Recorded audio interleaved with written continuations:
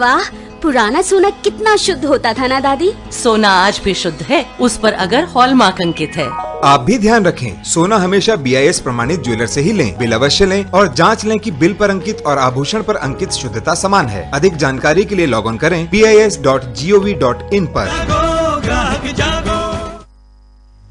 नमस्कार, आकाशवाणी चंडीगढ़ से प्रादेशिक समाचारों के साथ मैं रत्तिका। पहले इस बुलेटिन के मुख्य समाचार।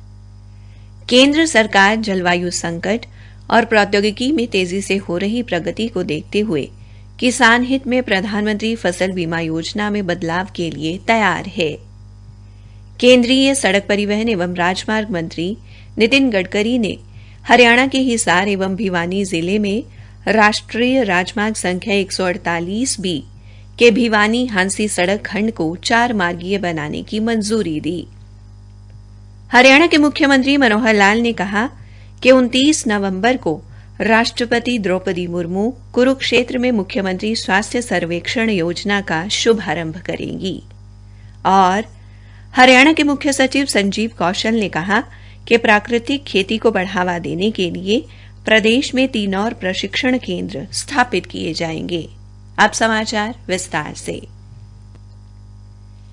केंद्र सरकार जलवायु संकट और प्रौद्योगिकी में तेजी से हो रही प्रगति को देखते हुए किसान हित में प्रधानमंत्री फसल बीमा योजना में बदलाव के लिए तैयार है।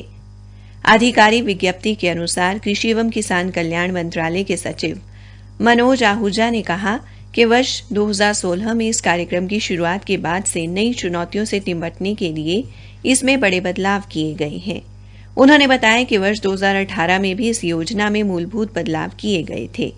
इनमें किसानों के लिए फसल नुकसान की जानकारी देने की अवधि 48 घंटे से बढ़ाकर 72 घंटे करना शामिल है।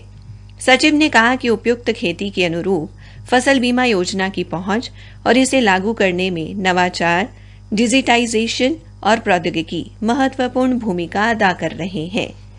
कृषि मंत्रालय ने कहा कि प्रधानमंत्री फसल बीमा योजना किसानों के पंजीकरण के मामले में फिलहाल दुनिया की सबसे बड़ी बीमा योजना है, जिसके अंतर्गत हर वर्ष औसतन 5.5 करोड़ आवेदन किए जा रहे हैं। केंद्रीय सड़क परिवहन एवं राजमार्ग मंत्री नितिन गडकरी ने हरियाणा के हिसार और भिवानी जिले में भारतमाला परियोजना के अंतर्गत राष्ट्रीय राजमार्ग संख्या 148B के भिवानी हांसी सड़क खंड को 4 मार्गीय बनाने की मंजूरी दी है। इस कार्य पर 1300 करोड़ रुपए की लागत आएगी।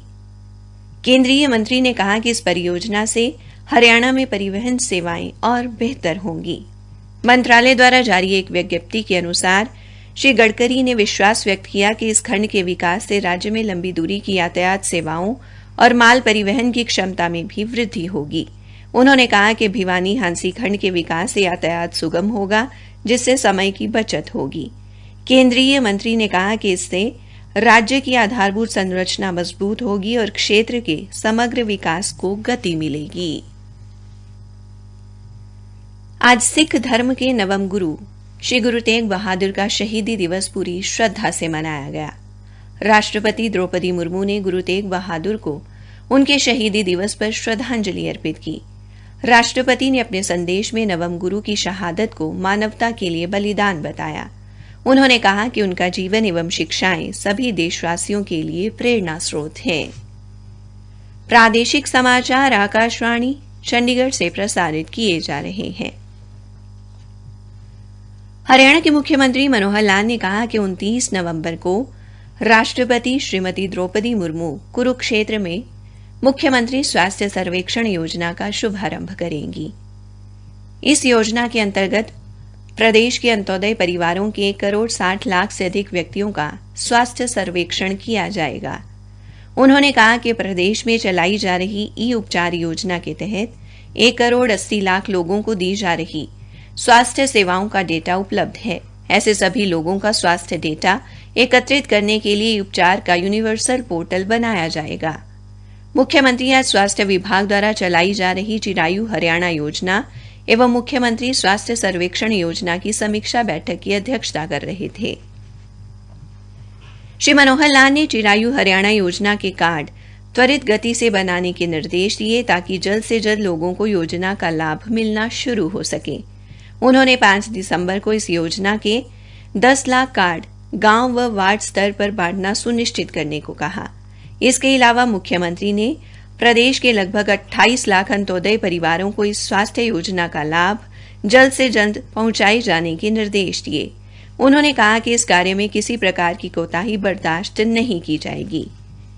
मुख्यमंत्री ने आमजन की सहूलियत को ध्यान में रखते हुए ग्राम स्तर पर कॉल सेंटर बनाने के निर्देश भी दिए ताकि इस योजना से जुड़ी किसी भी प्रकार की समस्या व त्रुटि का समाधान आसानी से किया जा सके। हरियाणा के मुख्य सचिव संजीव कौशल ने कहा है कि प्राकृतिक खेती को बढ़ावा देने और अधिक से अधिक किसानों को इसके लिए प्रोत्साहित करने के लिए राज्य सरकार हर संभव प्रयास कर रही है।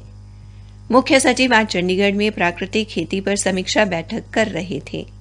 उन्होंने अधिकारियों को निर्देश देते हुए कहा कि समय समय पर प्राकृतिक खेती के सकारात्मक परिणामों के बारे में जानकारी मिलती रही है, लेकिन अभी तक कहीं भी प्राकृतिक खेती पर वैज्ञानिक शोध पत्र उपलब्ध नहीं है। उन्होंने कहा कि हरियाणा को इस दिशा में कदम बढ़ाने होंगे और प्राकृतिक खेती पर वैज्ञानिक शोध पत्र तैयार करने होंगे। इसके लिए उन्होंने चौधरी चरण सिंह हरियाणा कृषि विश्वविद्यालय के कुलपति और शोध निदेशक से बातचीत कर जल्द से जल्द इस कार्य को अमली जामा पहनाने को कहा। प्राकृतिक खेती के लिए वर्तमान में 2 प्रशिक्षण केंद्रों कुरुक्षेत्र के गुरुकुल और करनाल के घरौंडा में प्रशिक्षण प्रदान किया जा रहा है। इसके अलावा जल्द ही 3 स्थानों चौधरी चरण सिंह हरियाणा कृषि विश्वविद्यालय हिसार, हमेटी, जींद तथा मंग्याना सिरसा में 3 और प्रशिक्षण केंद्र स्थापित किए जाएंगे। केंद्र सरकार के पेंशन भोगियों के लिए डिजिटल जीवन प्रमाण पत्र को बढ़ावा देने के लिए शुरू किए गए राष्ट्रव्यापी अभियान के तहत केंद्र के पेंशन एवं पेंशन भोगी कल्याण विभाग द्वारा आज जगाधरी में भारतीय स्टेट बैंक की मुख्य शाखा में पेंशन भोगियों के लिए जागरूकता कार्यक्रम का आयोजन किया गया। कार्यक्रम में बड़ी संख्या में पेंशन भोगियों ने हिस्सा लिया और इस नई तकनीक की शुरुआत पर प्रसन्नता एवं संतोष व्यक्त किया। कार्यक्रम में अधिकारियों ने पेंशन भोगियों का मोबाइल फोन से फेस ऑथेंटिकेशन जीवन प्रमाण पत्र ऐप डाउनलोड करने और जीवन प्रमाण पत्र जमा करने में मार्गदर्शन किया। इस अवसर पर विभाग के अधिकारियों ने कहा कि अब वृद्ध पेंशन भोगियों को बैंकों के बाहर घंटों कतारों में खड़े होने की जरूरत नहीं पड़ेगी और वे घर पर ही एक बटन के क्लिक से जीवन प्रमाण पत्र जमा कर सकेंगे। उन्होंने पेंशन भोगियों को विभाग के YouTube चैनल पर अपलोड की गई वीडियो देखने का आग्रह भी किया। दिल्ली की एक अदालत ने सिद्धू मूसेवाला हत्या मामले में आज गैंगस्टर लॉरेंस बिश्नोई को 10 दिन के लिए राष्ट्रीय अन्वेषण अभिकरण NIA की हिरासत में भेज दिया है। उसे इस हत्याकांड में प्रमुख साजिशकर्ता समझा जा रहा है। राष्ट्रीय अन्वेषण अभिकरण दिल्ली राष्ट्रीय राजधानी क्षेत्र गैंगस्टरों के आतंकवादी गुटों के साथ संबंधों के सिलसिले में इस मामले की जांच कर रहा है। लॉरेंस के खिलाफ गैर कानूनी गतिविधि निवारण अधिनियम के अंतर्गत मामला दर्ज किया गया है। अंत में मुख्य समाचार एक बार फिर। केंद्र सरकार जलवायु संकट और प्रौद्योगिकी में तेजी से हो रही प्रगति को देखते हुए किसान हित में प्रधानमंत्री फसल बीमा योजना में बदलाव के लिए तैयार है। केंद्रीय सड़क परिवहन मंत्री नितिन गडकरी ने हरियाणा के हिसार एवं भिवानी जिले में राष्ट्रीय राजमार्ग संख्या 148B के भिवानी हांसी सड़क खंड को 4 मार्गीय बनाने की मंजूरी दी। इसी के साथ प्रादेशिक समाचार समाप्त हुए। सीमा बहन जी कहाँ हो आजकल? गौतम भाई, जब से टीबी हुआ है लोगों ने मिलना जुलना बंद कर दिया है, तो मैं भी थोड़ा। अरे ऐसा मत कहो बहन, अब तो पूरा देश जुट गया है टीबी रोगियों का हाथ थामने को। सचमुच? हाँ। क्या आप जानते हैं प्रधानमंत्री टीबी मुक्त भारत अभियान के तहत कॉर्पोरेट्स, जनप्रतिनिधि, NGOs, अन्य लोग सभी टीबी रोगियों के लिए पोषण, जांच, इलाज और आजीविका संबंधी सहायता देने का वचन दे रहे हैं। निक्षय मित्र बन टीबी मरीजों की सहायता करें। आज ही 1-800-11-6666 पर कॉल करें। टीबी हारेगा देश जीतेगा। राष्ट्रीय स्वास्थ्य मिशन, स्वास्थ्य विभाग हरियाणा द्वारा जनहित में जारी।